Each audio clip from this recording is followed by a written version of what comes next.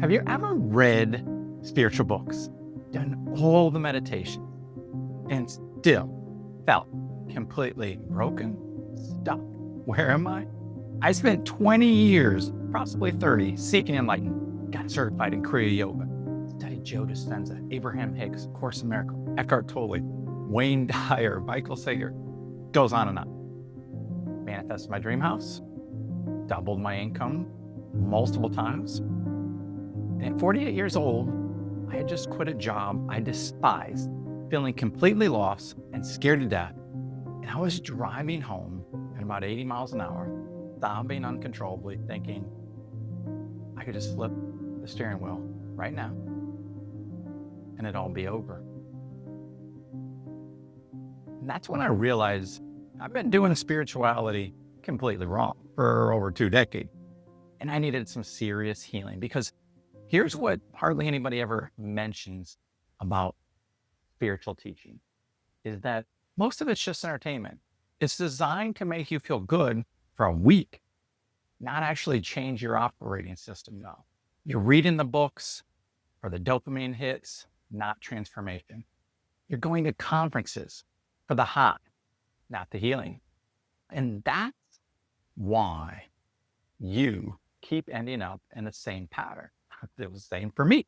Same struggle, same darkness. So in this video, I'm going to show you the 3 lies I believed that kept me stuck for over 20 years. The 2 dark nights that finally broke me open, and why that matters to you. And the 1 practice that actually rewired my brain after everything else I had tried had failed. And if you've been on this path for years and you're tired of spiritual entertainment that doesn't create lasting real change, this video is for you. Let's dive in. Hey, I'm Gavin Weber, 51 years old. Hard to imagine that. I've been on what you'd call a conscious spiritual journey for over 20 years. I have my certification in Kriya Yoga. I've read hundreds of books, gone to conferences, tried every meditation app and technique you can name. And I've had some incredible results. Manifested my dream house, like I said. Actually moved across the country to San Diego following the dream. Over and over, like I doubled my income quite a bit. But I've also been almost homeless, broke, questioned whether I wanted to even be alive. And here's what I finally figured out after 20 years. Spiritual awakening is not about downloading new apps. It's about upgrading your operating system. Think of your mind like a computer. This is what I missed. You can download all the meditation apps you want. You can get, Headspace and Calm and gratitude journals and manifestation technique, law of attraction, secret. It's all out there, right? But if your operating system is still running Windows 95, those apps, they're not going to work properly, right?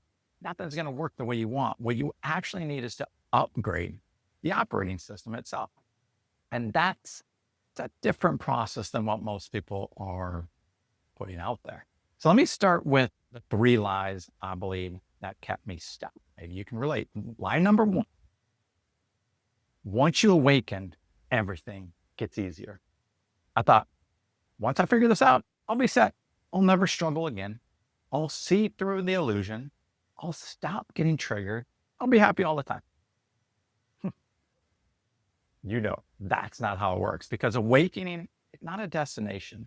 It's not like you cross some finish line and you get a trophy that says, enlightened, you're good. It's a continuous process, continuous unfolding.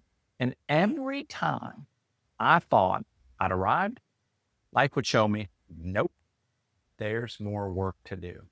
Lie number 2, manifestation solves everything. I'd manifest a new car, a new house, more income, but I'd still feel empty, still feel broken, still feel not whole, because I wasn't dealing with what was underneath. I wasn't dealing with my operating system, my foundational belief pattern, the software running in the background. I was just trying to change the external world without changing the internal world. And no wonder nothing much changed. It's like bailing out water out of a boat without fixing the hole. You can bail faster and faster, but eventually you're going to sink. That boat's going to sink. And lie number 3, spirituality is about transcending your humanity. I was trying to use spirituality to escape the pain, to avoid the stuff, that all the not fun stuff, to skip over my emotions. You can't do that. Spirituality isn't about transcending being human. It's about fully embracing the human experience, the light and the darkness, the joy and the pain, the awakening and the going back to sleep, all of it. And I didn't understand that until I hit rock bottom, like twice. Let me tell you about my first dark night of the soul. Not fun. 2009, roughly, San Diego.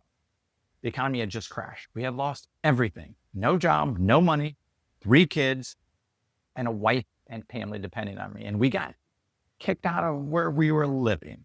Talking about it's not fun. And we had to turn in our car. Our credit was ruined. Felt like a complete failure. I remember going to the beach one afternoon because, that's what you do when you're broke in San Diego. You go to the free beach and cried for like 5 hours. I was so angry at God, so angry at life. I was like, this is not what I planned. I did everything right. I followed my dreams. I moved to this beautiful place and now I'm homeless. Like, come on. And the shame of letting down my family or thinking I was letting them down was absolutely unbearable. And that's when I, really started like hard. I went to conferences. I read every book I could find on just about anything. I tried affirmations, manifestation, the law of attraction. You know the drill, right? And a lot of it worked in some ways, but it was usually temporarily. I'd get the dopamine hit, the hope. Yeah, this is it. But here's what I didn't realize at the time. I was treating spirituality like entertainment. And spiritual conferences are like going to a conference. You get this incredible high, right? All these other people like you. Music's pumping, everyone's dancing, you feel amazing. And then you go home and you're alone. And by Tuesday, you're back to your regular life wondering what happened? Why hasn't anything changed? And that's because you went for the experience. There's nothing wrong with that, but not necessarily the transformation. And I was reading books to feel bad, not to actually change. I was going to conferences for the high. I didn't know it, but not necessarily for the healing. And most importantly, I was trying to manifest my way out of problem instead of healing what was creating them. So finally did the work, found a job, then a better job. We got back on our feet financially. I thought, okay, I've learned the lesson. I'm done. I'm good. I've done the work. I'm good now. And then fast forward 13 years. By this point, I'd made significant progress. Okay. I had done a lot of healing and growth and some of my best years ever. And again, heal, evolve. And then we moved to Florida. We got basically kicked out of California, a whole nother story, and had to leave behind all our friends, the life we created, everything. And we moved to a completely new state, didn't know anybody. Our kids were getting older, couldn't find a job. Okay, kind of right during COVID. And once again, we were broke. Hadn't done a good job of saving. And again, I remember thinking, what in the hell? I thought I was past this. I thought I learned this lesson. Come on. But clearly I hadn't, because there I was 4 years ago, 47 years old, working a sales job where I was just a number once again. I despised the environment there. I despised the product I was selling there. I despised how I was being treated. And I remember like it was yesterday, one day I got disrespected by this whole story, and something just, it broke in me. And I left work. I got in my car. I started driving home and I was sobbing. I could barely even see, like a full blown sobbing breakdown. And I had this thought, I could just, why do I need this? I can just end this. I'm going 80. I could just flip the steering wheel. All be over, problem solved.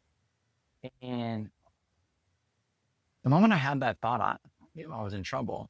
And I went home and I just screamed and cried and sobbed. And my wife had just come home from San Diego and she was shocked. What is going on? And she sensed maybe this was coming, knew how hard it was, but I had lost it basically. I'd had a mental breakdown. I felt absolutely awful, lost, confused, like a failure. all the growth and healing I thought I'd done felt like it hadn't mattered at all. Can you relate to this? Have you gone through this? And I was back in the same loop, same fears, same patterns, same darkness. It's like, what happened? But you know what? That breakdown was exactly what I needed, because the dark night of the soul isn't a punishment. It's a recognition. It's your soul saying, hey, there's some more work to do. Stuff you've been avoiding, some patterns you've been ignoring. And all those years, I've been using spirituality to distract myself, right, from the real work. I've been reading books, going to the conferences, trying to manifest, but I wasn't actually healing. I wasn't dealing with what was really wrong. So when I hit rock bottom in Florida, I kind of finally faced it. I had to. I looked at what was wrong. I looked in the mirror. I took responsibility, and I started asking, what do I actually want? How do I want to feel? What that look like? I wasn't even sure. And I did it day by day. I found another job I didn't love, but that job led me to the job I'm in now. And it's a good company, good people, something I'm good at. My passion, not really. I'm extremely grateful because it helped, us get back on our feet financially. But more importantly, I started doing the internal work. I dove deep into A Course in Miracles. I went to guided meditation and specifically Joe Dispenza's work. And that's when things really started to shift, because I realized there, are two kinds of meditation. I've been meditating forever. And, the big one is what a lot of people teach, silent meditation, clearing your mind, just breathing, being present. That's great. But for me, that wasn't enough. Okay. And type 2 is guided meditation, like rewiring your brain, intentionally creating who you want to become through those guided meditations. And that type 2 was the missing tool for me. And when I used guided meditation consistently, my life transformed. And when I didn't use it, I found myself right back where I started, like slipping back. And here's what I finally understood after all those years. You can't manifest the way out of broken programming. I never realized how much like that operating system, my subconscious programming, was driving my life, like everything that was happening. And I thought I was making conscious choices, but really I was just running the same patterns over and over. And there was just like, sometimes the loop was longer, but eventually it kind of came back. And until I changed the operating system, that software, then nothing was going to change long-term. And I'd make progress. I'd improve the software a little bit, but I'd still be stuck in the same loop. So here's what upgrading your operating system, it actually looks like. And I miss this. It's not about manifesting stuff anymore. It's about rewiring your mind so you stop creating the same problem. It's not about escaping your humanity. It's about actually fully embracing it and upgrading from within. It's not about finding the perfect guru or the perfect book. It's about finding the practice that works for you and doing it every single day. For me, that practice is guided meditation. And not the clear your mind and breathe kind, that's fine, but the kind that actively rewires your subconscious pattern. And I started using it every single day. And I built a system where I could create custom meditations for exactly what I was going through, what I was working on that day. And that's, when I finally started breaking the cycle. So where am I now? 3 years later, I'm in a completely different place mentally. Financially, I just came off one of my best sales years ever. But more importantly, trust, faith, belief. And I don't need anything to be a certain way in order to be happy. I'm happier internally without needing the external, which I feel like is huge and awesome. That's the difference. Before I thought, once I get this car, this house, this income, then I'll be happy, then it'll be good. It doesn't work that way. It's backwards. Now my spiritual practice is about vibration, frequency. How am I feeling right now in this moment? I'm not trying to control the world to make me feel good. I'm feeling good first, and then bringing that energy into the world. And I meditate every morning, journal. I continue to rewire my brain. I'm still a work in progress. Okay. I'm upgrading my operating system every single day. I've got long ways to go. And don't get me wrong, I have bad days, right? I still have moments where I'm like, can this just finally be easier? Come on now. But I step out of that quicker. I don't stay there. I can catch the pattern. Like, oh, look at that thought. Look at this feeling. I don't feel very good. Is this who you are? Is this how you want to feel? And I shift like fast. That's true freedom. Not needing the world to be any way to still be happy. All right. So here's what I want you to take away from this. After multiple decades of seeking, 2 dark nights of the soul, and finally cracking the code, here are the 3 truths nobody tells you. Okay. Truth number 1: there's no doing it wrong. You're not behind. You're not broken. You're not failing. Everything is crafted perfectly for you, whether you see it or not. Your job is to see it, to realize it's all part of the journey, all is well, right? Truth 2: the dark nights are just part of it. They're not failures. They're invitations to go deeper, to face what you've been avoiding, to embrace all of it. They're where the real transformation happens. Truth number 3: you need a daily practice that rewires your operating system. Not just information, not just inspiration, not just entertainment. You need something that actively changes your subconscious programming. Right? And for me, possibly for you, that's guided meditation. For you, it might be something else. Find it and do it every single day. So if you're in your own dark night right now, okay, here's what I want you to know. It's going to be okay. I know it doesn't feel like it, but it is. Secondly, you need support. Find it. Ask for it. Ask the universe. Don't try to do this alone. And lastly, find something that actually does help. Not just something that feels good for a week. Whether you use Joe Dispenza stuff on YouTube, highly recommend, or if you go find an app like Headspace or Calm or something else, I'm not attached to it. Just find something and do it every single day. I actually built my own system into an app called Guide because I wanted custom meditations for exactly what I was working on then. And if that resonates, I'm going to give you a link below. But that's not what this video is about. I'm not attached to that. What matters is that you use whatever you decide on for help every single day. And finally, remember, you're aware. Chose to be here. This is a crazy experience, right? You chose this. And even watching this video right now, it's not an accident. That's your soul calling it forward. Answers, help. Look, I don't have it all figured out. I'm 51 years old. I'm still healing, still growing, still waking up. I'm not on a mountaintop somewhere. I'm down here with you, boots on the ground, living life, working, dealing with my kid. And I think that's important because real spirituality is not about escaping life. It's about fully living it. The magic, the darkness, the light, all of it. So if you're on this journey too, if you're struggling, if you're questioning if you're in your own dark night, know this. You're not alone. You're not doing it wrong. And weird to say this, but it's all part of the perfection.